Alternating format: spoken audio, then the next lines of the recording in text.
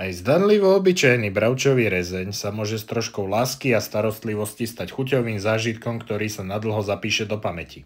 Ako na to? Tak sleduj do konca. Bravčové kare si nakrájame na hrubšie plátky.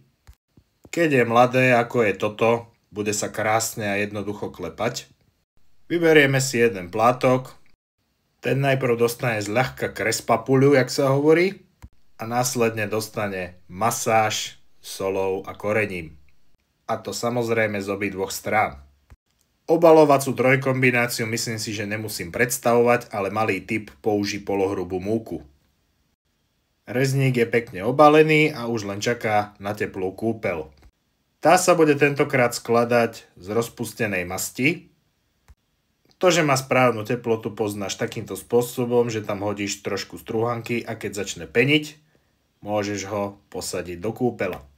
A opekaj ho pekne do zlatista z obidvoch strán, môžeš ho pootáčať aj dvakrát, to už je na tebe. Približná doba prípravy je 5 až 7 minút z každej strany. A samozrejme to musí byť na miernom výkone.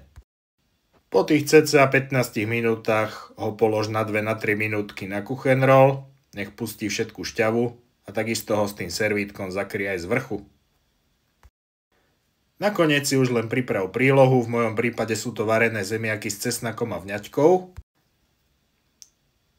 Dozdobíš to plátkom citrónu a vetvičkou petržlenovej vňaťky. Ako skvelý podmaz k tomuto poslúži Harry Potter a 3. diel ságy. Dobrú chuť a dovidenia zajtra.